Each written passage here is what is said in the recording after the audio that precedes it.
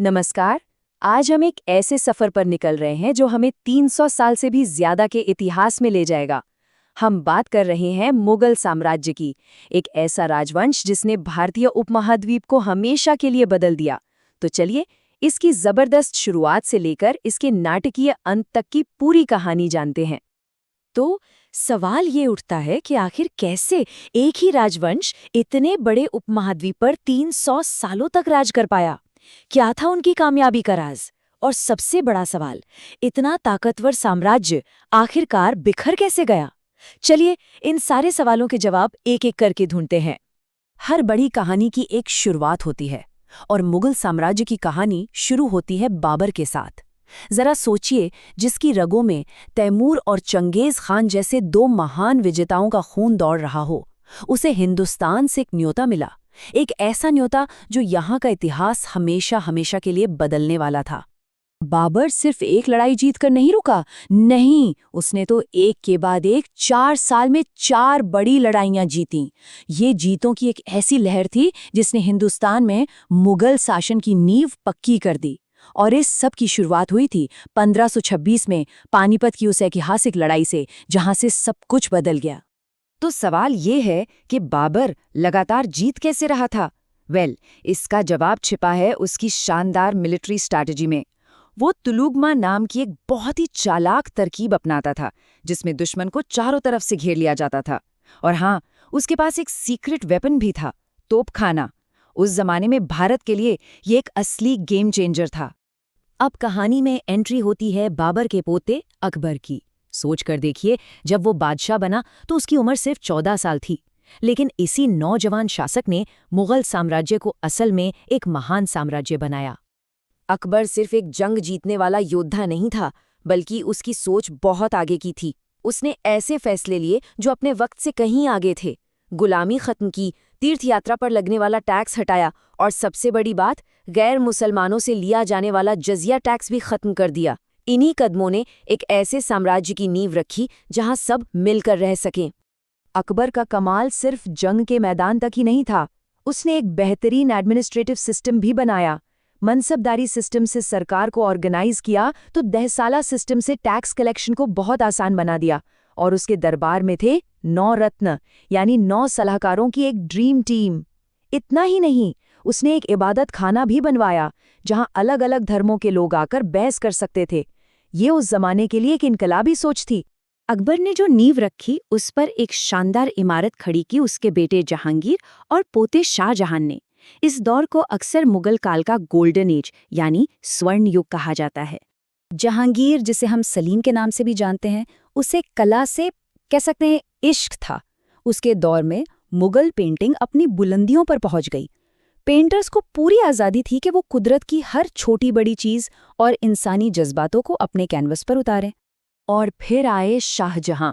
अगर जहांगीर का दौर पेंटिंग का था, तो शाहजहां का दौर था आर्किटेक्चर का। उसने ऐसी इमारतें बनवाईं जो आज भी दुनिया को हैरान कर देती हैं। ऐसा लगता है मानो संगमरमर में कविता लिख दी हो। और शाहजहां की सभी इमारतों में सबसे मशहूर है ताजमहल। ये सिर्फ एक इमारत नहीं, ये प्यार की एक अमर कहानी है, जिसे सफेद संगमरमर में हमेशा के लिए कैद कर दिया गया। अपनी बेगम मुमताज महल की याद में इसे बनाने में पूरे 20 साल लग गए। सोचिए, 20 साल! लेकिन बात सिर्फ ताजमहल पर खत्म नहीं होती। शाहजहां ने दिल्ली को लाल किला और जामा मस्जिद जैसे तोहफे दिए। और हाँ, वो मशहूर मयूर सिंहासन यानी पीकॉक थ्रोन, जिस पर कोहिनूर हीरा जड़ा था, वो भी उसी ने बनवाया था। ये मुगल साम्राज्य की शानो शौकत की सबसे बड़ी निशानी थी। लेकिन हर कहानी में एक मोड़ आता है। अब कहानी उस बादशाह की तरफ मुड़ती है जो सबसे ताकतवर भी था और सबसे ज्यादा विवादों में भी रहा, औरंगजेब।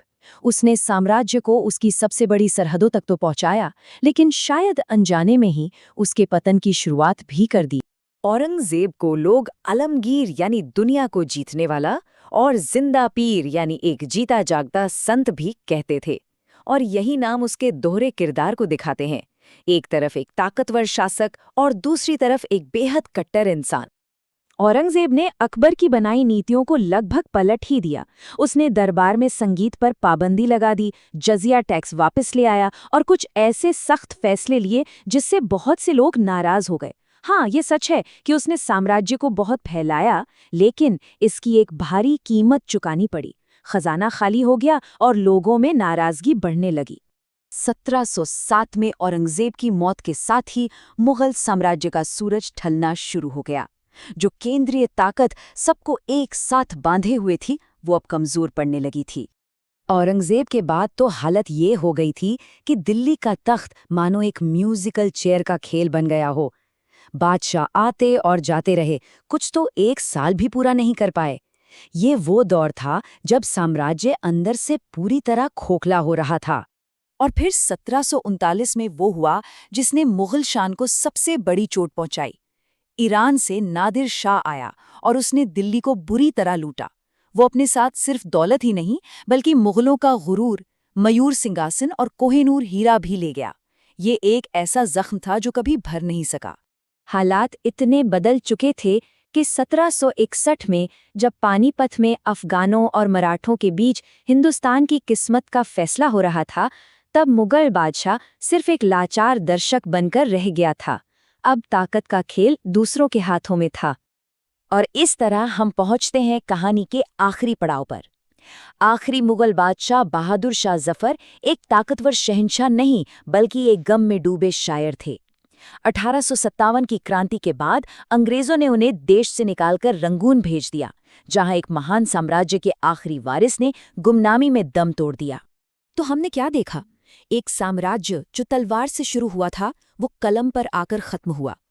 ये हमें शायद यही बताता है कि कुछ भी हमेशा के लिए नहीं रहता। ताकत आती है और जाती है, सल्तनतें बनती हैं और बिगड़ती हैं, और आखिर में वक्त सब कुछ बदल देता है।